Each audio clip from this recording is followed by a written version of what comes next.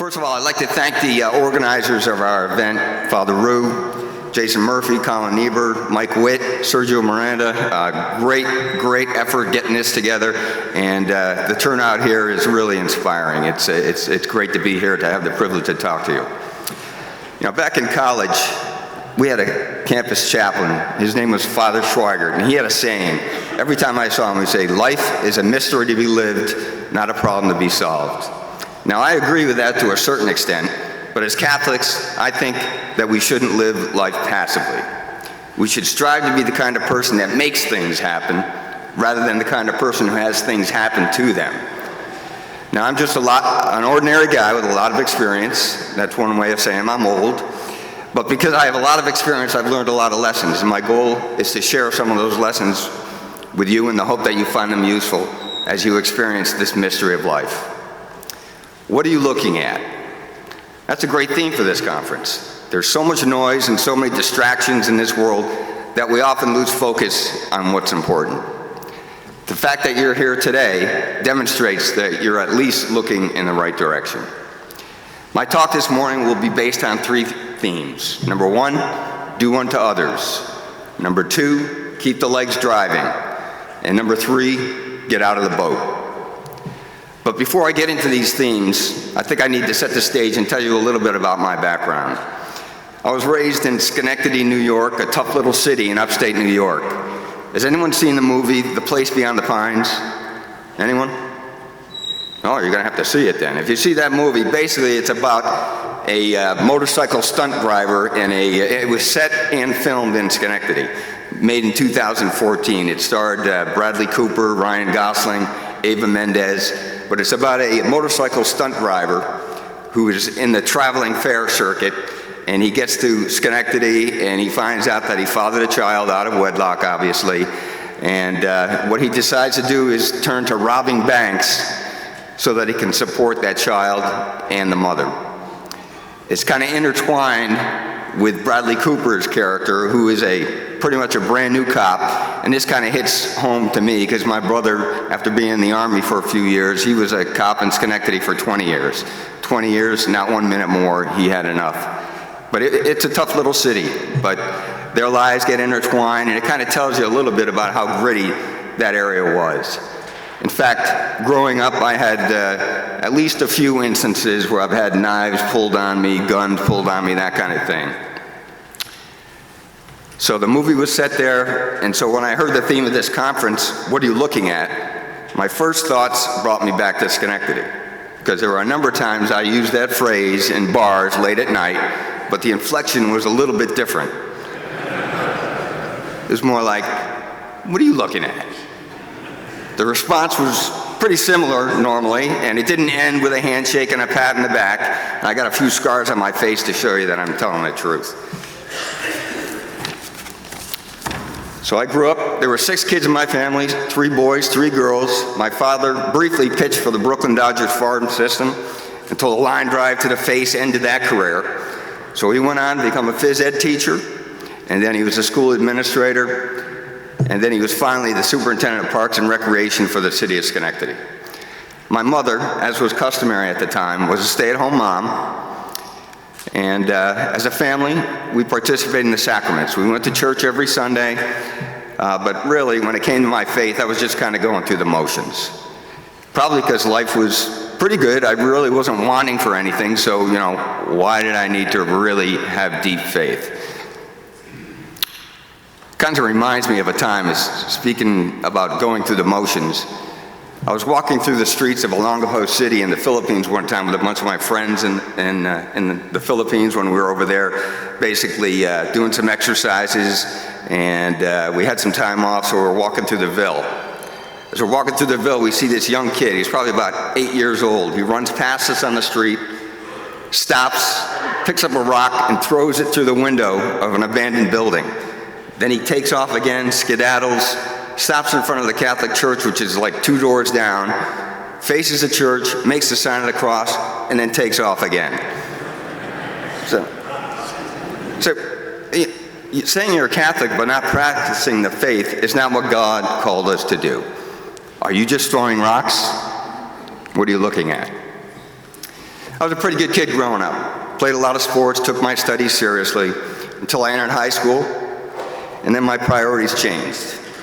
Started hanging out with the wrong crowd, doing things I shouldn't have been doing, but I guess some of us go through that period. I was definitely going through a period where, after having been raised very well by mom and dad, I started to stray a little bit.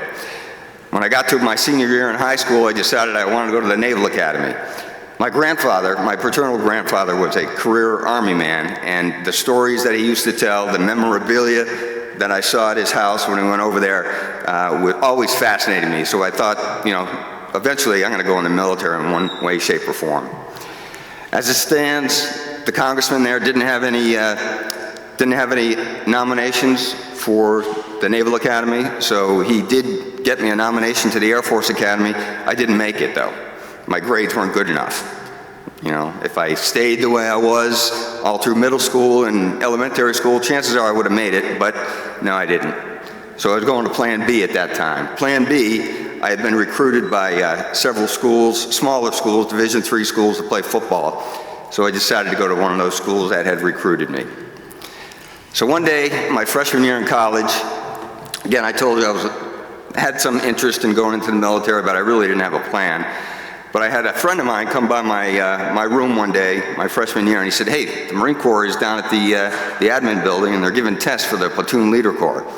And I said, "I have no idea what the Platoon Leader Corps is, but I got nothing to do. It sounds interesting. I'll go talk to them." So I went in there, and they explained the program to me. And the Marine Corps Platoon Leader Corps, you basically pass a written test. After you pass that written test, then you go to 2 6-week sessions during the summer, 6 weeks after your freshman year, 6 weeks after your junior year. And that's at the Officer Candidate School in Quantico, Virginia. It's kind of like boot camp for officers. And you maintain a 2.0 grade point average. And I thought, oh boy, there's a hurdle I can get over. 2.0 sounds good. So I decided to take the test. I took the test. I passed. And the officer said, "Hey, I noticed you have 20/20 vision. You want to go in the aviation program?" I said, "Okay, tell me a little bit about that." And he said, "Well, you just do what I told you. You go ahead, you go to the 2 6-week session, you get a 2.0 grade point average, and you pass this aviation written test, you're guaranteed to go to flight school. Guaranteed to go to flight school." I said, "Whoa, that sounds pretty good." And there was no commitment either. Unless you took the tuition assistance that they offered you, you didn't have it. You could go right up to the day you were about to graduate and just said, "Nah, I don't think I want. I'm going to go work for Rockwell or something like that instead." So you had no commitment unless you took that money, and I didn't take the money because I was not the kind of guy for commitment at that time. So he was ready to administer that aviation test right there, and I said, "Well, how long does it take?" He said, "It's another hour." I said, "I'm kind of busy. I got to go meet some friends and stuff like that." Again, what am I looking at? I'm not looking at the right things. So he said, "Don't worry about it. You can take that test anytime before you graduate, and then you're guaranteed to go to flight school." So I said, "All right, sounds good." Went about my way, went through the 2 sessions in the summer. I maintained my 2.0 grade point average, really nose to the grindstone. And a couple months before graduation, he said, "Hey, you're about to graduate. You going to take that commission?" I said, "I haven't taken that aviation test yet." He said, "What are you talking about?" I said, "That aviation test. You told me, remember a couple of years ago, you said I got until the end of school before I could take it." He said, "You were supposed to take that freshman year in college." I said, "Then I'm not taking my commission." He said, "You could take the test." So I went in, took the test. Officer walks into the other room to grade it, walks back in, and he didn't have a really confident look in his face. He looked at me again, and he said, "How bad do you want to go aviation?" I said, "If I don't go aviation, I'm not going to accept my commission." He said, "You passed the test." To this day, I don't think I passed that test. So, although I knew I wanted to serve my country in some capacity, my reason for joining the Marine Corps was primarily selfish. My plan was to have the Marine Corps pay for flight school, then I'd leave after my initial commitment was up, and I'd go fly for the airlines, make a lot of money, and life would be a dream, shaboom. So you can tell up to that point that I probably wasn't looking at the right things. God knew I needed some guidance. That's when he sent me my wife, next to Father Rue, the best Catholic I know. In the Marine Corps, every new officer goes to the basic school, which is an 8-month program. So no matter what you're going to be in the Marine Corps, if you're going to be a lawyer, if you're going to be a logistician, if you're going to be a tanker, if you're going to be an aviator, you have to go to 8 months to learn how to be an infantry platoon commander. Now in the Marine Corps, their creed is every Marine a rifleman, so every Marine is going to know. It doesn't matter what your occupation is, you're going to know how to lead Marines in combat. So at the basic school, a good friend of mine was married. He had a really pretty wife, and he had a young son. I used to go hang out with them on the weekends, just to get away from the barracks and to get a little bit of that family life and really just kind of relax a little. When we were coming towards graduation, they were getting sent out to Camp Pendleton. Camp Pendleton in California, and Elena, his wife, said, "Hey, Kevin, if you ever come out here, I got a lot of cousins. You ought to meet them." I said, "All right, sounds good to me." But I had to go to flight school, so went down to Pensacola for flight school. After about 10 months, earned my wings, and I got my first orders out to Tustin, California, Tustin Marine Corps Air Station, California. As soon as I arrive out there, get on the phone, "Elena, I'm here. Where are your cousins?" So I go over to their house. She shows me a picture of the family.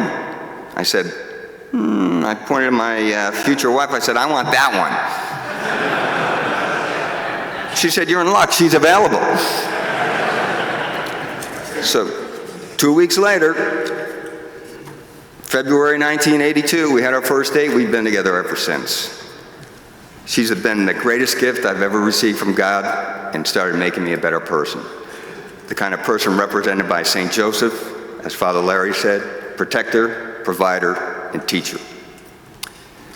So when I got married, it was really the start of my faith experience, being the head of the household. She and the Marine Corps set me on the right path. They got me looking at the right things. As I mentioned, my motives for joining the Marine Corps were far from altruistic. However, I immediately began loving being a Marine.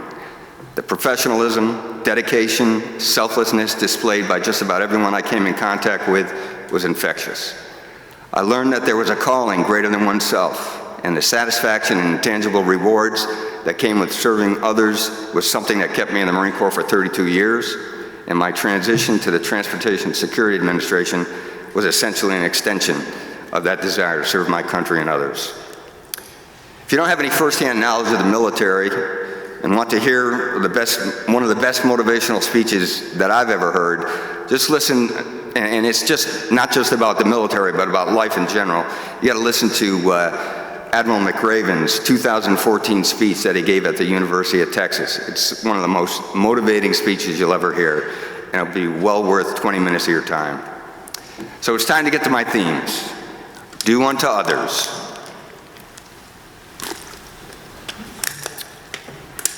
Jesus said in Luke 6:31, "Do to others as you would have them do to you." In Mark 12, verses 28 to 31, Jesus was asked, "Of all the commandments, which is most important?" He said, "You must love the Lord your God with all your heart, all your soul, all your mind, and all your strength." The second is equally important. Love your neighbor as yourself. No other commandment is greater than these. Without doing the first part, you really don't have the ability to even try the second part. When you strive to love the Lord your God with all your heart, soul, mind, and strength, you gain the help of the Holy Spirit, which helps you love other people. But in general, most people only help other people when it's their friend or family, it's convenient for them, they're in a good mood, or they're going to get something out of it. But it comes down to the golden rule. Treat all the way you want to be treated. But I take it one step further. Treat all the way you would like your wife, your sons, your daughters, your mom, your dad. Treat them that way. One of the first things that are imprinted in you in the Marine Corps is that you must take care of your people. In fact, their needs come before your needs. When you go out in the field, before you eat, you make sure every one of your troops have eaten. Before you go to sleep, you make sure that your troops have a place to sleep. If you ask them to go on a 25-mile march, you sure as heck be ready to do it yourself and be at the front of that march. You can't ask of them anything that you can't do. That philosophy is ingrained in me now, and I've made it my foremost priority in my professional life. It's a philosophy we should all strive for, whether you're a teacher, a banker, or own a small business. Your people come first, and they know if you really do care about them, and not just the ones you like. You must try your very best to treat everyone the same. If I get an email from an employee or just get a question when I'm walking around the airport, if I don't have the answer, I'll make sure that I circle back and get that answer to them. I try to have a smile and a greeting for everybody that works for me or everyone that I work with at the airport. Get to know those people, what their aspirations are, how their families are doing. Knowing people's names, especially how to pronounce them correctly, is very important. People know when you really care. Conversely, they surely know when you're disingenuous. I took over in Charlotte in June of 2014. At that time, we had a baggage handling system that was completely manual. The bags at the ticket counter would go down a conveyor belt. It would come down to our officers in the baggage area. They would take the bags, and you people know how big some of the bags are that you carry. You take those bags and you put them into the explosive detection machine, take it out at the other end, put it on a cart, and they take it out to the aircraft. A lot of manual labor, a lot of hard work.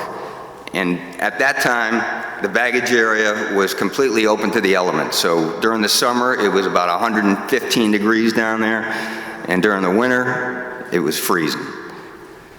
So when I took over, I made it a point, a month after I arrived, on July 4th, 2014, I showed up at work at the first shift. And they were, "What are you doing here?" And I had my cargo pants on, I had my sports shirt on. I said, "I'm here to sling bags with you." So I spent that whole day, that 8-hour shift, getting to know, because I really hadn't met many of the folks before, getting to know them and showing them that I was willing to do the exact same thing that they were doing each and every day. They still talk about it to this day. There was another Saturday afternoon a few years ago when a motor for one of our traveling sidewalks caught fire in Charlotte. Basically, the smoke was so thick that it had to evacuate 3 of the checkpoints when they're in there. When I first got the call that this had happened, I called back to our coordination center. I said, "Hey, give me a breakdown. What's going on? All our people okay?" And they said, "Yep, it's under control. No problem. We got it. The people on duty can handle it. You don't have to worry about it." So I got my car and I drove to the airport. When you're a leader, you're not there to check up on people. You're there to show that you're at the point of friction. You're there to lead at the point of the spear when things are happening. So I showed up. I helped the rest of the afternoon, directing traffic, making sure the passengers were getting to the checkpoints and moving the planes to different gates and all that. So helped them out. They really appreciated that. In fact, every time I see one of my supervisors, every single time I see him, he comes up and he hugs me. He says, "I can't believe you came in that Saturday when we had that fire." They remember. And you have to know, too, in a leadership position, you're under a microscope. And it doesn't matter what you say, it matters what you do. That includes mundane tasks as well. A lot of times when we get busy at the airport, I'll go over there and I'll start moving bins for them. It's a task that doesn't take any skill. That's why I can do it. And it also frees them up to concentrate on their more technologically advanced tasks, like reading X-ray images and things of that nature. But it lets them know that I care, and I know that, hey, I'm here, and I'm here to help in any way that I can. I do that as well, even when it's not busy. I'll walk around the airport, and they'll good-naturedly come up with a rubber glove and say, "Here you go, sir, ready to move some bins?" But they appreciate it. I make it a point to go to the airport on every major holiday, Thanksgiving, Christmas, New Year's, 4th of July, spend some time going to meet every one of them that's in there and tell them how much I appreciate what they do and that they're spending time away from their families and friends during this really important time. Organizations tend to take on the personality of their leaders. That holds true for Fortune 500 companies, small businesses, but especially families. If you treat everyone with respect, kindness, and understanding, more likely than not, your organization or your family will reflect those values as well. Keep the legs driving, my next theme. When I started playing football in high school, I was a running back. And the first thing they taught us was, when you get hit, your first contact with the opposing players, you got to make sure your legs are driving, or you're going to go down, and you're going to go down hard. Over the years, I found that advice transcends sports. When you meet opposition, whether it's in your personal life or your professional life, if you don't keep the legs driving, you're not going to be successful. It's also a true test of character. It's easy to be optimistic and set a positive example when everything's going your way. The true test is, how do you respond to adversity, to disappointment, to failure? In 1997, I was what was considered the fast track for a Marine Corps helicopter pilot. Back then, if you didn't, there was two different types of commissions. There still is now, by the way, but you have a regular commission and a reserve commission. And the only people that received regular commission, that was guaranteed that you got at least 10 years in the Marine Corps, were graduates of the Naval Academy or of an ROTC program. The Platoon Leader Corps program that I was in, you were a reserve officer when you joined the Marine Corps. But at the time, I got accepted into the regular Marine Corps, augmented is what it was called, the very first time. There was only about 12% of the people that were applying that got it the first time. I was promoted at the earliest possible time at every rank. I was selected for resident military education at every rank as well. There's three types of resident military education in all the services. You've got the company grade, you've got the field grade, and you've got the top level school. So I was picked the very first time for the company grade, for the field grade, and for top level school. I also held some of the most envious positions that were possible for helicopter pilots. At the time, I was aide-de-camp to the Assistant Commandant of the Marine Corps, who was a four-star general, General Richard Neal. I don't know if anybody ever heard of him, but he came to fame back during Desert Storm. He was a one-star general for the Marine Corps, and he was a spokesman. He was the guy you would see on CNN every day. But he was an Irish Catholic from Boston, and I tell you, and the experience that I had as being his aide, traveled all over the world. We got to go on the Gulfstream private jet everywhere we went, met dignitaries from every country. And you know, when we went to New York City and we went to Boston, it was like the Pope had come to town. We would have these motorcades. They would shut down the Holland Tunnel just so we could get through. But it was a great experience. During that time, I was selected for Lieutenant Colonel, eligible for the first time for Squadron Command. My desire was to be the commanding officer of a squadron that flew the CH-53 helicopter, the tactical helicopter that I flew at the time. And before the selection board met, General Neal came up to me and said, "Hey, you want me to put in a good word for you?" And I said, "No, General, that's okay. I think I got it. I think my record will speak for itself." But lo and behold, when the command selection list came out, I did not get the operational command.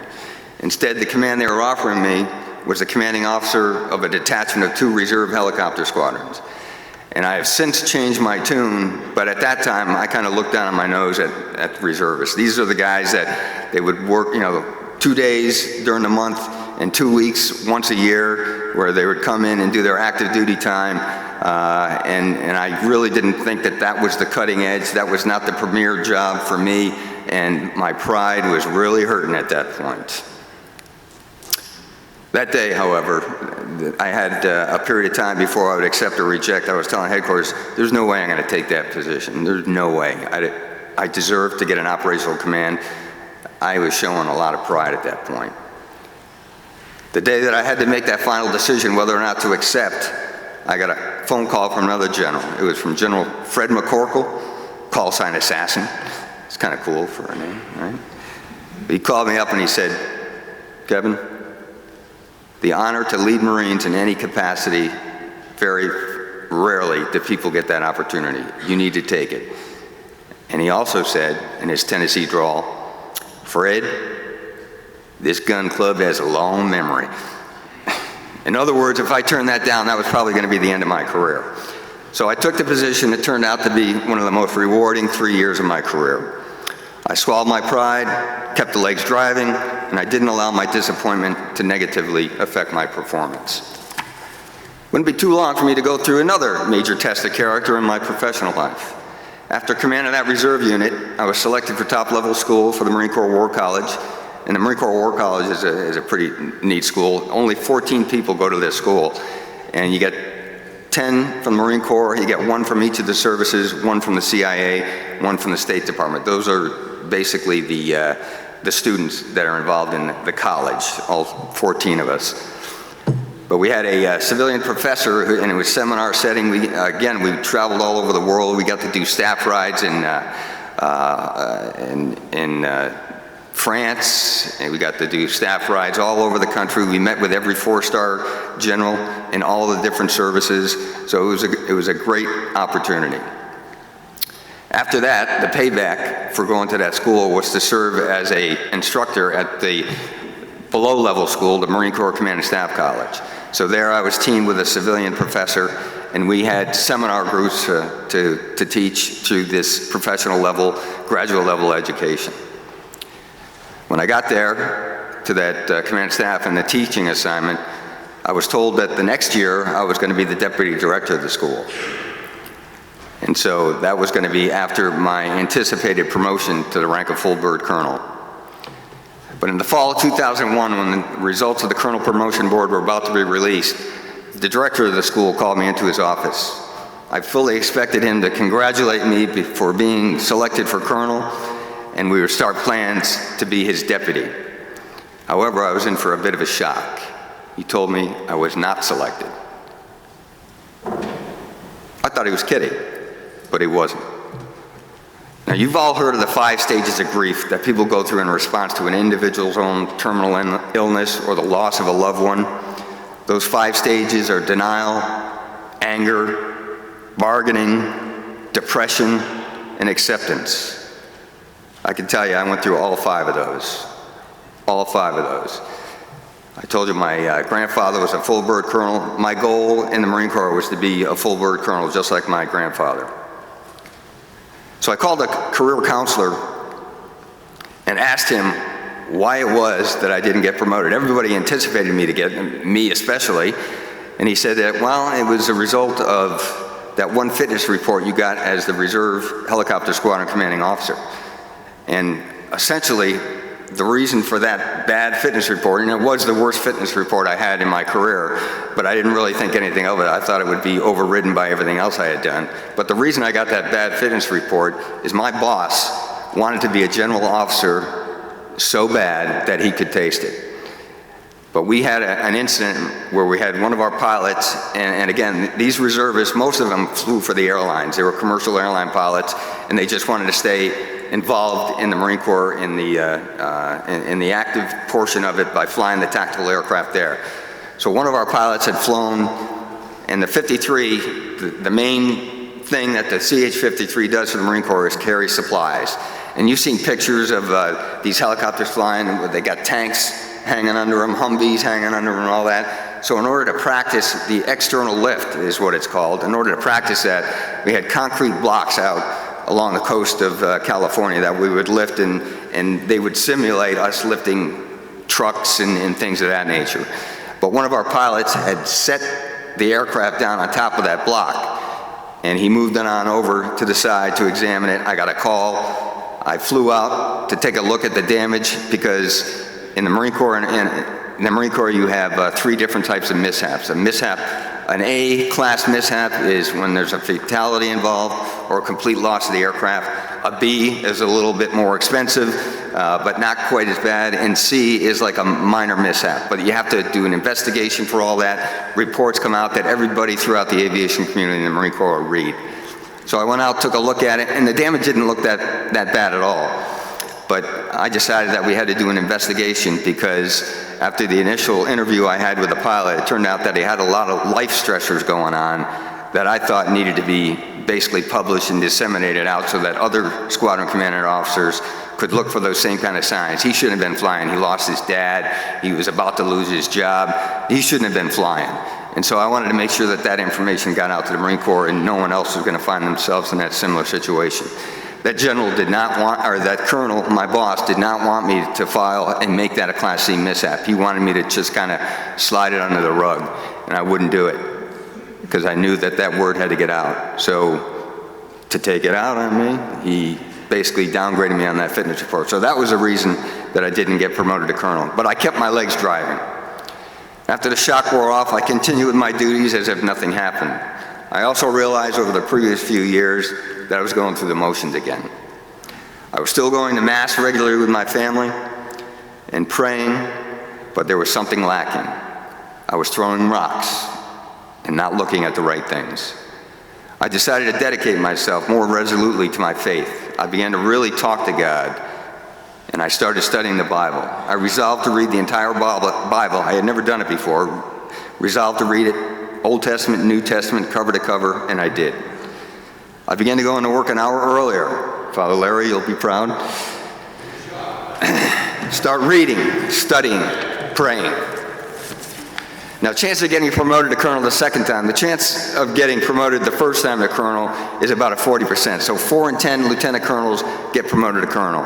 The chance the second time around is about a 1 in 10. But my wife kept telling me to have faith. And as hard as it was, I continued to be hopeful, and I kept faith. When the next year's promotion board results were about to be announced, we were with our students down in Princeton, New Jersey, studying a Revolutionary War battle there. One night I was in the Nassau Inn, if anybody's ever been on the campus, beautiful campus. I was in the Nassau Inn and I got a phone call. And so I went to answer it and it dropped because I was inside the inn. So I walked outside, looked and said, it was from the deputy director. So I call him back. He goes, "Kevin, you're on the list." And I was tearing up, I can tell you right then. I almost fainted. I never thought that would happen. But I beat the odds and was promoted to colonel on the second try, and that was all God. Get out of the boat. Matthew 14. Toward the end of Jesus' ministry, the disciples boarded a ship to cross to the other side of the Sea of Galilee, without Jesus, who went up the mountain to pray alone. During the journey on the sea, the disciples were distressed by wind and waves, but saw Jesus walking towards them on the sea. Peter leaves the boat, and when Jesus said, "Come," Peter realizes it is Jesus on the water and not a ghost, and for a little while he walks on the water. Peter does the impossible, but then things change. He took his eyes off Jesus and focused on the storm. When Peter got out of the boat, he was focused on Jesus, on the source of his power. Then Peter shifted his focus from the source of his power to the problems that surrounded him. We will sink when we get distracted from Jesus, our source of power. Distractions can come in two forms, the obvious and the subtle. We get scared by things that look like they will overtake us, and we turn from Jesus, the source of our power and peace. When we choose to focus on the power greater than the power,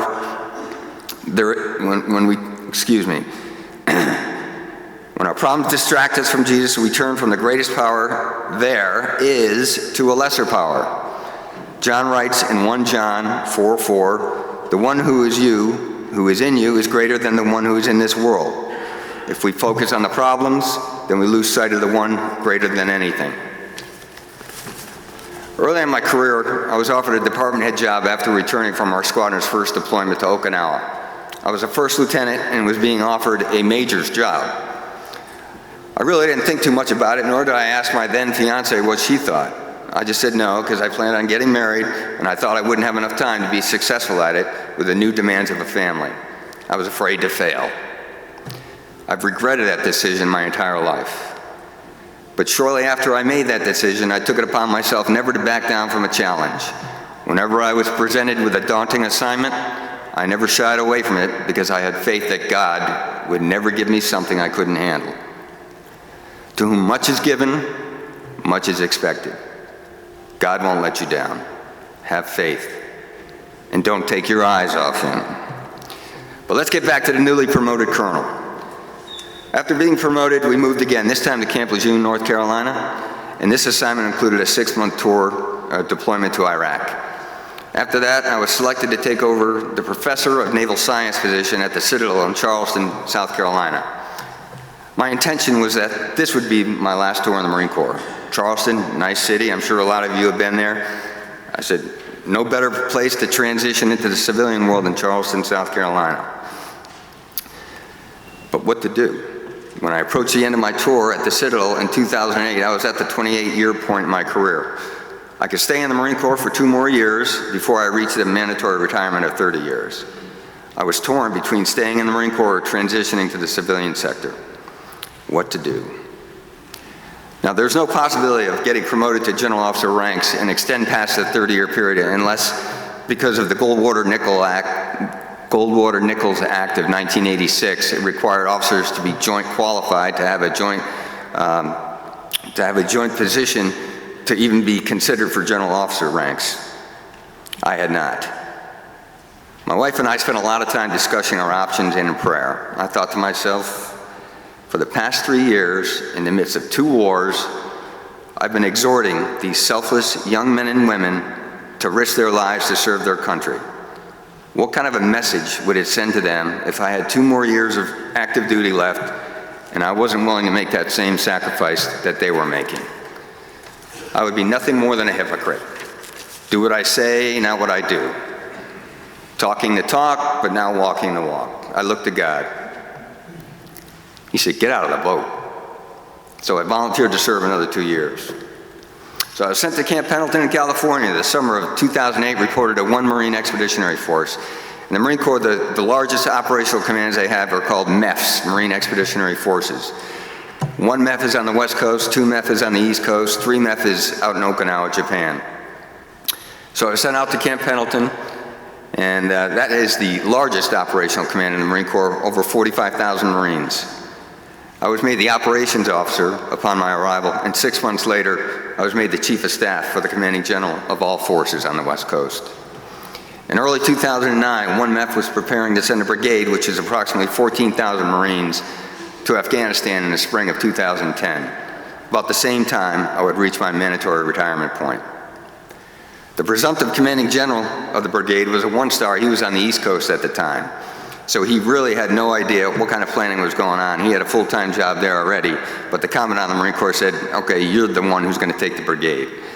Since I was directing the operational planning and the preparation of the units for this deployment, I was sent to the East Coast to brief him on the status of our preparations.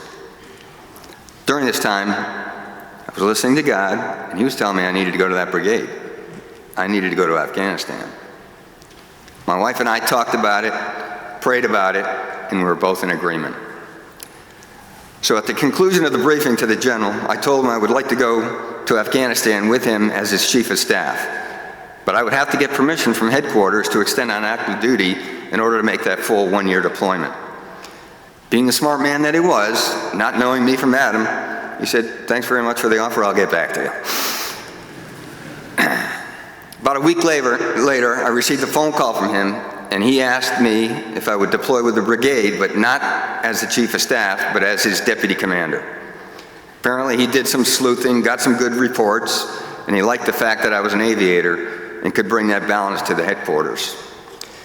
He also told me that he received the go-ahead to extend me on active duty for 1.5 years, and therefore I could make the full 1-year deployment. A couple months later, in late fall 2009, the war in Afghanistan was heating up. President Obama called for a surge, and that meant the size of our organization would almost double in size, or more than double in size, to 35,000 troops. And we would receive support from 6 coalition nations, making this the first time in history that the Marine Corps would lead a NATO command in combat. It also meant that the headquarters element would increase in size and would now be run by a 2-star general, and the deputy would be a 1-star general from Great Britain. The new commanding general asked if I would take the position as his chief of staff, the number 3 position in the headquarters element. Of course, I said yes. There are many hardships to that 1 year, as one could imagine. We lost a lot of good men and women, but the selfless dedication and commitment to each other that they displayed on a daily basis was awe-inspiring. Less than 1% of Americans are either in the military or have close relatives in the military. But I can tell you, the men and women of our military are the finest this country has to offer.